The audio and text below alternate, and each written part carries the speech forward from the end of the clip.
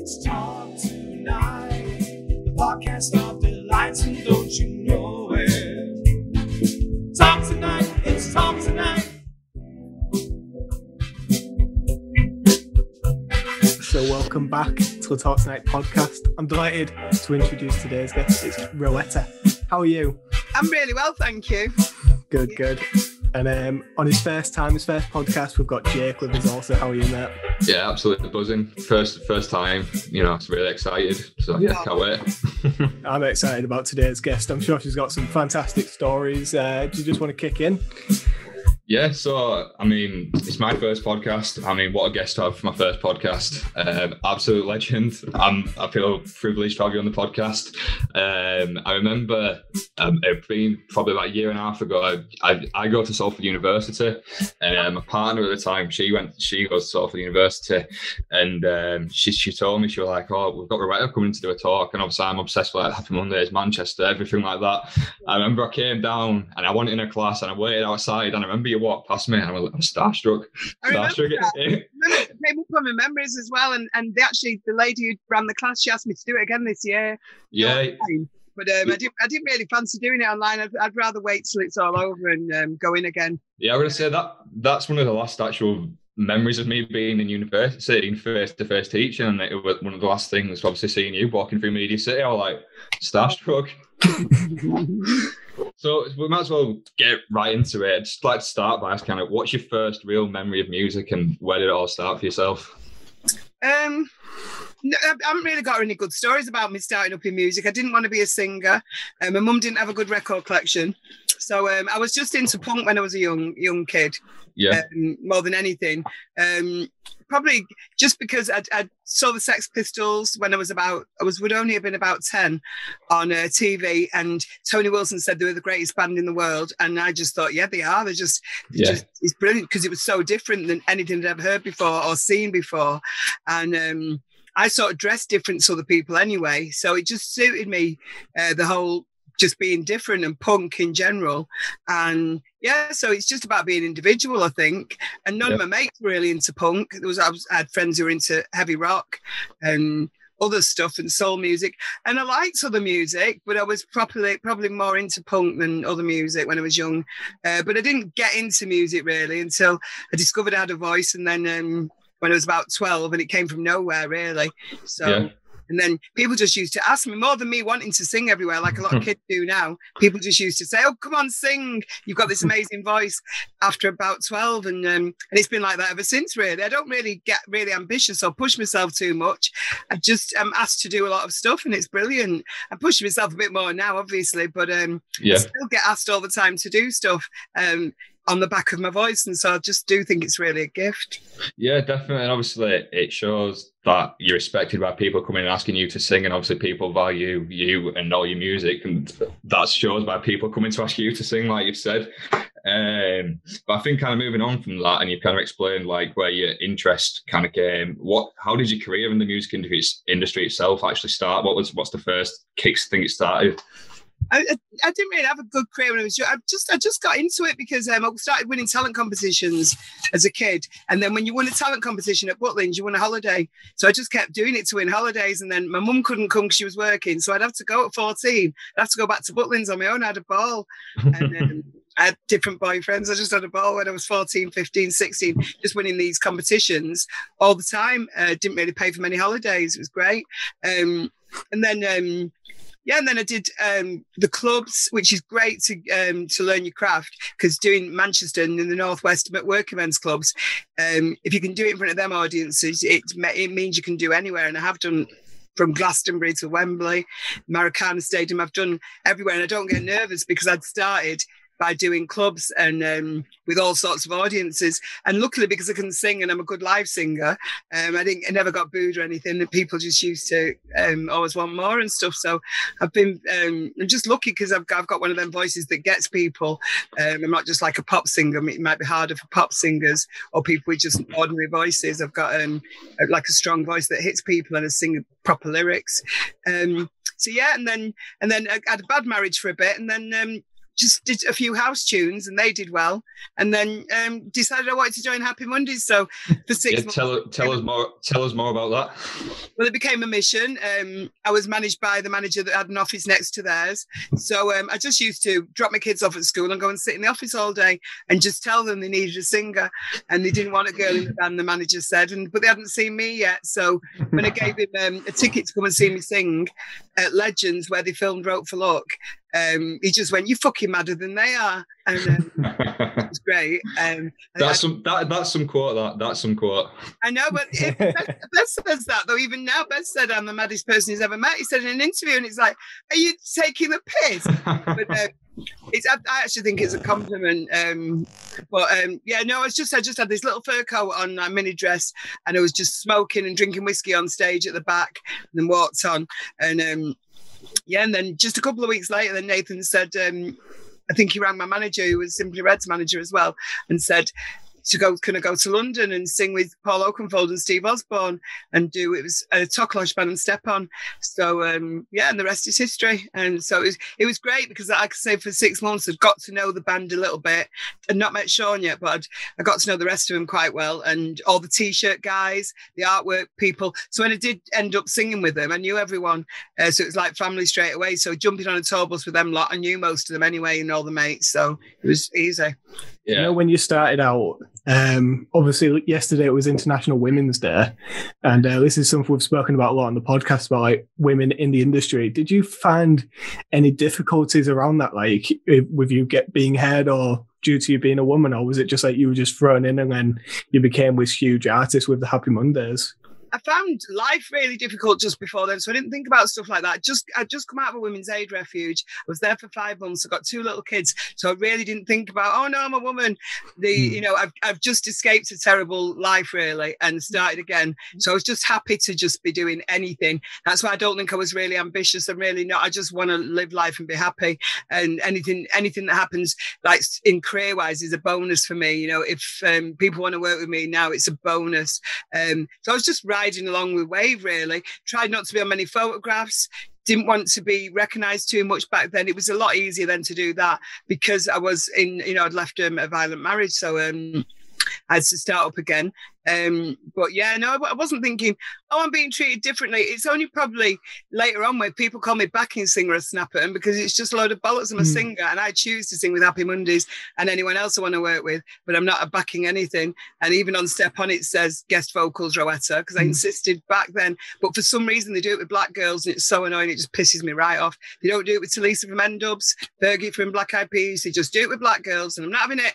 So I don't like being called anything like that because I'm not. I'm just a singer. I write songs and yeah, so I don't know what else was saying. How has the industry changed from, like, obviously back in the 90s to now, or is it just very similar, like, in terms of how you're treated as a person? It's totally different, but because the Mondays are still going 30 years later as well, the band are different, but the industry is so different. I mean, we didn't have mobile phones. I don't know. What would you do if you broke down a motorway? Then you'd have to walk to a telephone box on the motorway, and call the AA. It's how did we send music to each other? We had to be together all the time to record music. We'd have to be in the same room. I mean, I'm not surprised we nearly all killed each other because we were almost living together all the time because you had to. Recording an album like now, I record my bits at home in my studio and send it over to somebody in America and it's done. Then mix it and send it back to me and we do stuff like that. And you had guitars from somebody else. I've done a tune with Paul Weller, all in different places. We did with Steve Craddock, Noel Gallagher's on it, with Gaz Cobain, and that should be out soon. But it's nobody really, it's only Gaz Cobain been in the room with each of us, really. But back then, I don't know how we did it, really. It was just mad. But so it's just easier now to make music. It's easier to bring your own music out. Back then, you'd have to really rely on these record labels and getting a deal was everything and getting development deals and stuff. But now you can do a lot yourself, especially electronic music. It's easy. Because you still, it's good if you get a band. I mean, Fontaine's DC are my friends, and who actually their manager said I was his. He posted on BBC Six Music that I was his inspirational, whatever it is, International Women's Day yesterday. I love Fontaine's DC, but they did it right, and they've got a great manager who's a big Happy Mondays fan, actually, Trevor. And it's like if you get the backing of a record label, when you're a band like them, then it can explode. They're up for a Grammy now. I've just seen that. American TV all the time, but they've got the backing of a big label. They got a backing of a big label quite early on. So for bands, it can really make a difference. For someone like me, apart from Happy Mondays, because Happy Mondays have London records still now, and we've got Alan McGee as our manager and a good agent and everything. Someone like me, I manage myself, I do everything myself, and it's because it's easy because I'm on my own and I don't have to wait for somebody's permission or wait for somebody to get back to me. I do it all myself. And so for someone like me, it's amazing now. And I couldn't have done that in the 90s or earlier. I couldn't have. It's the communication bit you couldn't do. We couldn't arrange to do this interview now. It'd be, I don't know how you did anything. I don't remember how we did. You'd have to ring the office. You'd have to phone the office between 9 and 5 o'clock or whatever it is. And because I remember thinking, I didn't have a mobile phone. The band didn't until 99. I can't remember when Nathan had this big thing.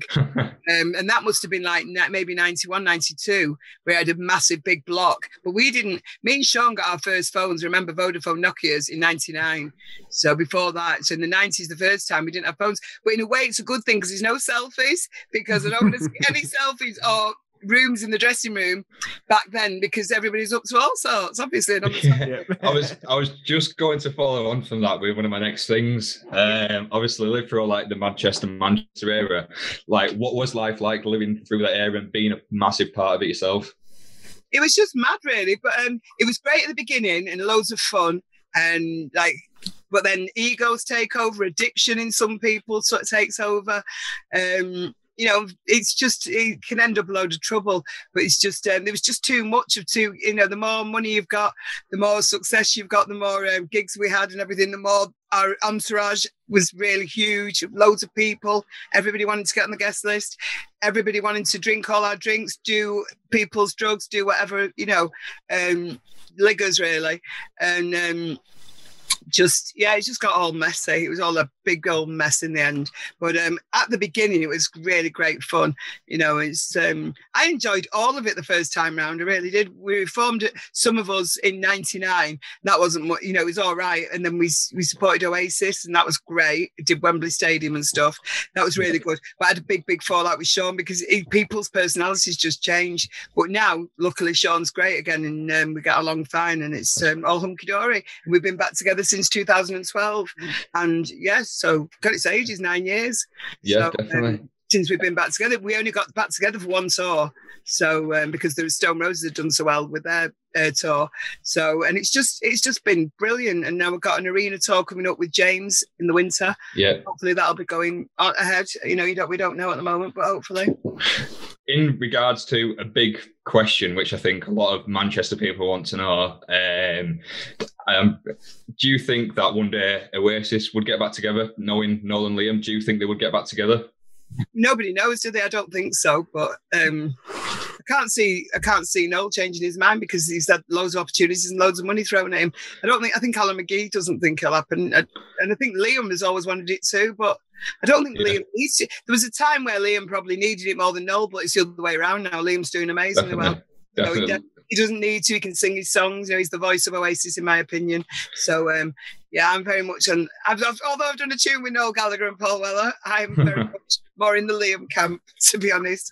A big Liam fan, because when we toured with Oasis, spent more time with Liam than I did with Noel, and his personality is more I don't know. Noel's a bit colder, I think, than Liam. Liam's more warm and loving. They had the perfect opportunity, didn't they? The One Love Festival, when Liam came back. I thought that was, if they were going to come back, it would have been then. You would have thought so. Or it's on anniversaries. There's always talk of it, but no, I don't have any inside information. But all I've heard is no. It's a shame. It's a shame. It's a shame for the fans, but that's what Liam said all along. Liam doesn't need to do it now, but he'd still do it again for the fans. That's for charity would be great, but Noel's not. I don't think he's as nice a person as Liam personally, but he doesn't need to, so he's not. Because I always think, if you don't need to, and they really don't, because they've been offered all kinds of money, and you can't. It's his brother. He should just do it for the family. Yeah, definitely. Be together, you don't need to be together hardly at all. I don't really see Sean off stage now. We do get along fine, but Sean just turns up just before a gig, and but by the time I get off stage, he's usually gone. We don't spend much time together. The band and Sean don't. He doesn't really come to rehearsals or sound checks, and that's probably why nobody argues anymore. Really? I mean, he's a nicer person now. He's not addicted or anything, but he can't really be with us because we still drink sometimes and party a bit, and he can't do that because he can't risk it. And we're glad he doesn't because he's a nicer person for not doing anything. So. Do you not find it difficult though when he's not showing up to rehearsals, or have you been together so long like you just know what to expect? Sean just reads the words. He just reads the words as they are on a record. So yeah. I like to mess about and play about. So I like going to band rehearsals and trying new things. But yeah, Sean's very much, I know what Sean's going to be doing.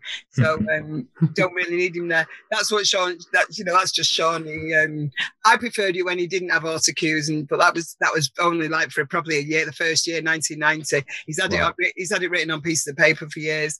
But he still does he still performs well. I'm not slagging him off the performance, that's just Sean.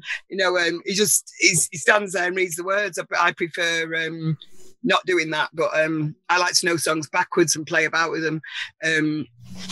But yeah, but his lyrics are great, so he doesn't need, he's just reading his lyrics, and his lyrics are great. Yeah, so obviously over that whole time, like your whole career, you've had worked with a lot of people. If you had to name the top 3 people who you'd worked with all together, or your top 3 gigs which you performed, which would you say they'd be? Do you know, it'd be easier to say the worst ones. That's fine. I'm not slagging people off. I'm just saying, I've loved working. It's like saying, what's your favourite Monday song? I really do love them all, because if I didn't love them, I wouldn't sing them anymore, and I sing them all the time. There's only one Monday song I don't like so much, and loads of people love it, but I don't sing it anymore. I've not sung it for years. No, the best gigs are Glastonbury, obviously, which I've done, I think, 3 or 4 times. And that we were due to do it last year and this year, and obviously it's been cancelled, so gutted about that. It's very, very special, Glastonbury. I've done it with the Mondays and with Hacienda Classical, but I was due to do it with the Mondays again. Maracana Stadium, Rock in Rio, and obviously Wembley Stadium when we did it with Oasis, because it's Wembley Stadium. Maracana Stadium was a bit like that, just huge. And Prince, Prince, George Michael, and because it's sad because Prince is gone now, George Michael's gone. Guns N' Roses were on. It was just a massive festival, Rocky. Wow. But I loved, the first gig I used to say all the time, Barrowlands in Glasgow, because the crowd, it's the best crowd the first time. I don't even think it was the first time I played Glasgow, but it was just the first time I'd heard that, what sounded like someone had scored a goal or stabbed someone. It just went, ah! I went, what's going on out there? And it's just that, I think Paul Oakenfold was the DJ, and he just put on a tune that the audience loved. And they just screamed, and it was the tune just before we went on. I think it was Massive Attack, Unfinished Sympathy, which he played every night. So I think it was when he played that, and it just erupted. And so I loved playing Barrowlands with the Mondays. I've done it again since with someone else, and it wasn't quite the same. But that time, the first time, that Glasgow crowd, you can't beat. It always makes me want to play Glasgow all the time. I mean, obviously Manchester's great, but it's so much hassle backstage and sorting out guest lists and all that. I usually tell people my guest list is full, and I end up with nobody backstage because I just can't be asked and have people nowadays as well. And people go, I was backstage with ROWETTA, and somebody wasn't. It means leaving people out. So I usually do an after party with Bez and invite everyone to go to that instead. That's great. The favourite people I've worked with, I've been really blessed to work with. I love everybody I've worked with this year, even Oliver Heldon, Salado, Todd Terry, Kenny Dope, Junior Sanchez. I'm working at the moment with Tilt, the brilliant Pirate Copy. I've done a lot. This is just this year. Pirate Copy, Dylan Nathaniel is from LA. I've just done something with somebody called Pool House. Houseworks, brilliant. Dorley. I've worked with loads. So if you said who've worked with that, this is just literally since lockdown. Wow. Them names, and I've got more that I've forgotten. Wow. So yeah, I'm really, really lucky. I love working with everybody. There's not many people I don't like working with, because I usually work with people again and again and again as well. Until if they turn into dicks, and don't work with them again. I don't push them in interviews either. No, because I hear sometimes it's not many people I fall out with or don't get on with, to be honest. But when you do, it's really noisy when they drop my name in every flipping other And it's like, shut up. You're not even a nice person. Go away. As if we're best mates when we're not, and that's annoying. But most people I do get along with still. And touch wood. I've just had a great year of working with people, but I've no favourites. The good thing that I've found though is I've done so many different types of music, whether it's techno, trance, rock tunes, house music, proper house music, or like proper songs. I've done proper songs like the Paul Weller one. It's more like a Beatles Tomorrow Never Knows. It reminds me of that with Gaz Cobain. Gaz Cobain is Future Sound of London, for people who don't know, Papua New Guinea. It's just amazing. So it's his project, Amorphous Androgynous. Steve Craddock on guitar, as I've said. Noel Gallagher on drums and bass. Noel Gallagher on drums and bass? Yes, and me and Paul Weller on vocals. It's wow. Very, very, very special. It's called Crossing Over / Mantra. I don't know what the actual title will be, but do you know when that will be released, that song then? No, it started 3 years ago, the project, but it's done. The one that was coming out before it has just been released last year. So It's supposed to be April, but I think Paul's just announced a new album, so I reckon it'll be later this year though. I reckon. Yeah, he's talking about touring it and everything. So amazing if it happens. I also did on the same project something with the Kooks. Yeah. There's quite a few people on this project, but it's this tune is so special. That one is amazing. No, definitely can tell. Obviously, you've been working on that for a long time now. Obviously, before lockdown hit, everything was normally, like you said, your Glastonbury planned.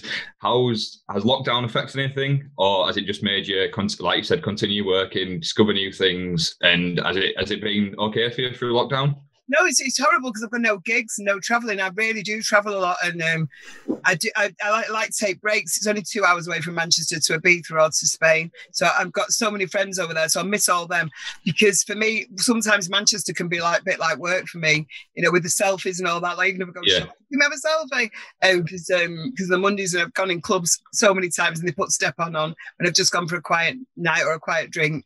So I like going away all the time, and I just, when I'm at home, I just don't stop working, to be honest. I get up in the morning, I write from the morning, I'm interviewed, I do whatever, but I'm a bit of a workaholic though, so I love it, but I need to book flights and get away, or I need to have gigs, because it's great, and I've worked with so many people, because normally everybody would be on tour. So this has been a great opportunity to work with people who just wouldn't normally.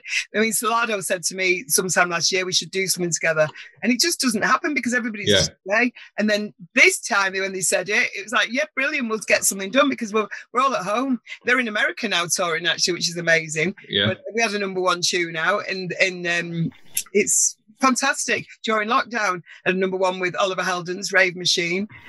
This is in the Beatport dance charts, but they're like worldwide charts for dance music. So it's not like pop charts. It's different, but it's just fantastic, because it's made me known more as a singer during this lockdown as well, and I'm getting people that I've always wanted to work with asking to work with me. I've got somebody emailing me right now that I've always wanted to work with, and he sent me a tune, gospel tune, I believe. I don't know how to tell him that I'm really not really gospel. I'm religious, but I know he's wanting me to sing about God, but he's somebody I've wanted to work with for a long time. So see how that goes when I tell him, do I have to sing God after every word? But I normally write my own lyrics anyway, so we'll see. But I'm just getting so many great opportunities, and I'm loving all the variation of working with the different types of music. I just did something with Tilt, and they do remixes for U2, the most known for, and and they're fantastic. I've done this song called The Pressure, and that's nearly finished. I think it's might be finished now. I've done my vocals for it.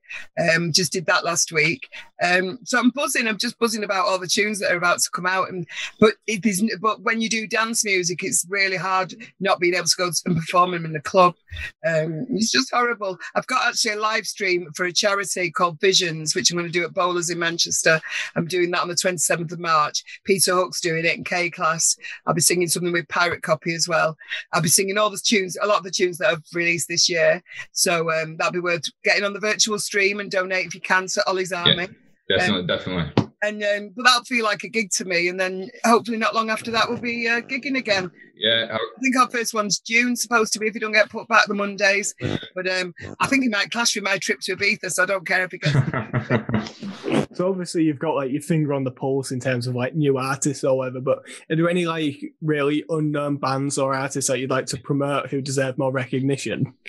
Oh, do you know, I love saying this because I've not really got into any bands during the lockdown because I've been concentrating on my own music. I haven't listened to any new music. So I remember saying just 3 years ago, everybody watch out for the Fontaines DC. And I went to see them in really, really small clubs and got to know them really well and became friends. But I went to see them in London 3 years ago yesterday at this pub called the Victoria in Dalston.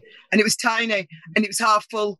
And now they're winning Grammys. So I'm going to, once I take a break from writing, I'll start listening out to more music and going watching bands. But to be honest, I get sent demos all the time and I can't listen because it puts me off what I'm doing. I'm really focused. But good luck to everybody that is up and coming. And the worst thing is as well, if I mention one band, they go, "You didn't mention me." Yeah. But there's loads of people want me to listen to the kids singing or performing as well. But as if I can do something, a lot of people want me to. Can you sing with my son's band? And it's like, I'm not, because as well, the one thing I hate as well, if I do sing with them and help them get a hit, maybe, then I'm not going to be able to perform it, and I would hate to see another girl not sing it as well, or as like when the Mondays did it with a different person. I've got one of them distinctive voices, so it doesn't work. You know, it's like getting someone to stand in and dance and pretend the bears. It's not going to work. What advice can you offer to all the young bands and artists out there? You've just got to love what you're doing. And if you don't love it and you're doing it for the wrong reasons, if you're doing it for the fame and all that, like, I hope you fail. You should be loving what you're doing. And I sing every day, whether I want to or not. I never warm up before I go on stage, which you're supposed to and stuff like that. But the one thing I do, I find myself singing all the time and keeping that voice, cutting out anything that's bad for me. People that are bad for me, bad, negative vibes, get rid of all that crap, and then you can be better. Just have positivity around you as much as possible. If you have to work with somebody that gives you that negativity, spend as little as time as possible with them, because as soon as I've done that and I'd rather be on my own than with people that give you that negativity, then it just lifts you up and you do really well. It really, really, really does work that. And the other thing is be easy to work with, try to be nice to people, obviously, and turn up on time and everything like that. But it is the practice, and try and sleep, because I never used to sleep enough. And it's really hard. I lie in bed and then I think, oh God, I've just thought of a line of a song and I have to get my phone and record it. And stopping myself from doing that is really difficult, but it's much better not to do that and just wait till everything wait till tomorrow. But it's just difficult because of the time difference, because I work with a lot of American producers and stuff. If you get an idea, I just want to know what they think of it when they wake up. They wake up in the morning and then they send me an email. So I'm just checking all the time if they listen to the demo yet, what I've sent them and stuff. So yeah, it's difficult, but trying to sleep. And I stopped smoking cigarettes. I don't never smoke weed, but I stopped smoking cigarettes 9 years ago for my voice. If you're a singer, try and cut it out as soon as you can. I'm fine. I did it till I was quite old. But and it's hard to give up, but give up as soon as you can, because honestly, it makes life so much easier when you're touring. We did a 30-day tour just before lockdown. If I'd have been smoking cigarettes, that would have been hard work every day. I never had a cough during that tour the same way I would have used to have. Yeah. I didn't have sore throats or anything, and that's because I didn't smoke cigarettes and I didn't spend any time with people who do. That's looking after your voice. And we did Australia, New Zealand sold out tour, and we think we did 12 gigs in 14 days back to back. And me and Bez we were doing after parties as well, finishing the after party at 4 and getting on a plane at 6 to go the other side of Australia. And my voice never went, and I didn't have much sleep. But it's literally I didn't even have jet lag. I couldn't believe it. It was just running on adrenaline. And but it's because I didn't do any of that. If I had been smoking cigarettes and stuff like that, or being in atmospheres and but I managed to make time every day to have some time off, and I'm not into meditation or nothing like that, but I just made sure I got in a hotel room, a bath, relaxed, shut the world off, and then Yeah, but completely focused I am. Sometimes I look like I'm partying all the time. Honestly, I'm really hardworking and focused. Annoyingly so, actually, because I love working. Because to me, it's not really like a job, but it is all the admin and everything. And I manage myself, as I say. So, I make sure as well if the Mondays aren't doing as much as I want them to be, I make sure I contact the Mondays management as well. I've just said to them, actually, I was looking at all the pictures because it came up in the memories of Australia and New Zealand. And when are we touring there again? Because you just got to keep thinking of stuff like that. Because the Australians want us back, I want to go back. So, yeah. How are the rest of the Mondays? I'm assuming you keep in touch with them. I know you're really good friends with Bez himself. How's he been over lockdown? How's he been doing? Yeah, I don't keep in touch with the rest of them that much because we spend all our time together. Now we're adults. We used to spend all the time, but now Paul Ryder lives in LA, or I think it might be Oregon now. Gaz Whelan lives in Toronto. Sean lives in Manchester, but I don't really see him much. But me and Bez, if I missed out, I missed somebody out. I can't remember. Mark Day, he just lives in Manchester as well. But when I see them, because I'm with them all the time, when I'm not with them, I don't need to see him speak online and stuff, but I don't. It's only Bez that I do. Spent Boxing Day with Bez. Brilliant. We're like best friends, like brother and sister. Yeah. I've seen pictures online, everything like that. Yeah, he's the one I miss the most, obviously, but I mean, he comes to Manchester to see his son every week, but I don't have this need because I'm very strict during this lockdown, to be honest, and I'm sticking to it because we're allowed to see people at Christmas. I went to his on Boxing Day because he does his Christmas on Boxing Day, and we had the best day. Yeah. And then the day after, just me and Bez sat watching films because everyone else, they're all lightweights, aren't they? They can't. So me and Bez just sat watching movies. I was actually the first to crash. Bez went to bed though on Boxing Day night midway, and I didn't notice he'd gone. And when I found out, I got him back up. Get out there! You got to stay up all night with me. Now, come on, I've driven all the way to Herefordshire. So I'm probably going to see him next. His birthday's April. So we were in lockdown last year, but I do live on my own. So I just drove myself to surprise him on his birthday. Yeah. Great night. And I'll probably do something similar because I don't think we might be able to work, but I don't think we're going to be able to work, are we, in April? So. Is it April? No, I don't think. Well, no one knows at the minute. They've started the roadmap, but no one knows. Everything could change. Come forward, is it? It's not going to come forward. Well, we were watching the announcement the other week when they done the roadmap, then all the exit strategy and stuff, and then a couple of days later they announced that the furlough plan's been extended till September, but they're expecting us to be out of lockdown in July. So no, it's because it's June supposed to be out of lockdown. June, sorry, yeah. It's going to take people time to get the businesses back up and running. Yeah. So if you look, July and August are going to be different. The bosses have to pay them 10% and 20%. So they're just weaning you off. But because there's going to be people people in the music industry, we're not going to be able to, I'm not going to have the gigs I had last time. And we've had a year with no money. I don't care what it is you do, how rich you thought you were. When everything's gone, we've really, and it's just, I think we'll be the last to go back to work. All our savings, my savings have all gone. You've just got to live on your savings the last year. And because there's not really much help for entertainers, it's really difficult. So freelancers as well, the people who work for us, all the techs and everything, I really feel for as well, because they might not have even had savings, some of them, the roadies, the lighting guys, and people in bands that aren't as successful as the Mondays. It's just really, really sad. All the DJs and stuff, they can earn 10,000 a night or whatever, and they've probably been all right. But I think some of them have been struggling, to be fair. Yeah. Their outgoings, they probably bought ridiculous houses thinking it's never going to end. And big cars and expensive wives, some of them, and expensive husbands. That's the thing. I think it's too easy sometimes for the public to look at people in the music industry, especially, and think, oh, if they're in the music industry, they've got all this money, it's all great and everything. But when, as you said, music and performance is one of the first things to stop, and you're going to be the last to go back to working.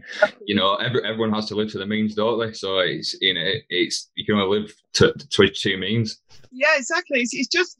I mean, because for me, it's more, I've got to travel and gig because being on stage is as I've said earlier on, I got this buzz when I first went on a stage. When I was doing the talent competition, I don't know if I did say earlier, but I get this buzz when I go on a stage that I can't get from anywhere else. And without it, I'm a bit lost, to be honest. So that's the only thing that would get me down, not doing the gigs. And And so I've just thrown myself into the work and stuff. And it will pay probably eventually, because every radio play you get money for, and Spotify, all that. We don't get loads and loads, but you do. I know you can do all right from that, to be honest. So to perform as another bit of advice, just get as much as you can done, get as many songs written and released and played on the radio as possible, because there's another bit of an income. It's all right, all the people who've sampled me over the years, it's like, and they don't credit me. I would really like the credit, but once I find out it's me, I do get royalties. So, keep sampling Black Eyed Peas on Boom Boom Pow. It was number one in America for 12 weeks. So when you find out they sampled you on that, it's like, oh, hello, ding dong, cash register. Yeah, and so it's all right. But I still would rather it say Black Eyed Peas featuring Rowetta on it. Yeah, definitely. I find it quite career, I find it really motivational how you're still so passionate after all this time, to be honest. I'm more passionate now though, because I used to always, it's not the ambition that drives me, it's that I've just discovered a real love of music and writing. Because of this lockdown probably, but I've really enjoyed that. I'm very, very passionate about touring and gigging, and that's a lot of the time it's to do with other people as well, and you've got to rely on other people. But I love every bit of the business. I love even sorting out interviews, doing my arranging stuff, and I've done really, really well this year because I'm so committed, but I just love what I do, and if you don't, you're in the wrong game. Yeah, definitely. Yeah, I think I've just found what I'm good at as well, and which sorts of music I'm working with some producers that really just give you a boost, because you think, flipping heck. When, I've just did a tune with Terry Farley, who's amazing from Boyzone. He's worked with everybody, but he did a remix for the Mondays 30 years ago, and I've always wanted to work with him. So I'm in a tune with him, and it's just fantastic. And he's going, you sound like Grace Jones. And I'm like, wow. I love Grace Jones. And it's like, but he said it. And so you get these little boosts from people who you really admire. And when they want to work with you or they say something amazing, it just makes you love it so much. It means like, I can't wait to get up in the morning. That's why I can lie in bed and think, got an idea, and I just can't wait for the morning. It's like sometimes I've done a couple of tunes by 9 o'clock in the morning, because I usually get up with the dogs at 6, just wake up, make sure they're all right, and then sometimes I start singing then, and that's not because I'm so committed or whatever. It's just I love it. I do. I love it, and it's in me. And and I'm always worried. I might forget the lyric or the melody that I come up with. And half the time it's a load of rubbish that I've recorded in the morning. It's nothing good at all. But I do record, or as I say, I sing every day. I record. I've got loads of stuff. And my voice recorder on my phone was full of crappy ideas, because I stop the car when I'm driving if I have an idea and record it into it, and then come home and try it. And at the moment, that's life, and that's how my life is. And there's a lot of people probably just through lockdown, I've seen them, they're just like they've released one tune over lockdown, and they do house music and dance music as well. They're waiting for the clubs to open. Why? If you can just, you should be active all the time. You should have new stuff now. What you did last March, shouldn't be the same as you're doing now. You should have improved over the year or come up with new ideas. You should have, but not everybody's like me. Not everybody's like that. Some people, they do spend, like Gary Cobain and Paul Weller on that one, you spend 3 years doing a tune. Yeah, but definitely. Well, Rowetta, thank you for your time. It's been an absolute delight talking to you. Thank you very much. I've enjoyed it. Thanks, both of you. Thank you very much. Brilliant. Well Thank done, you. Jake, on your first time. You're brilliant. Thank you very much. I nice appreciate one, that. Jake. Well, again, thank you so much, and have a good one. Cheers.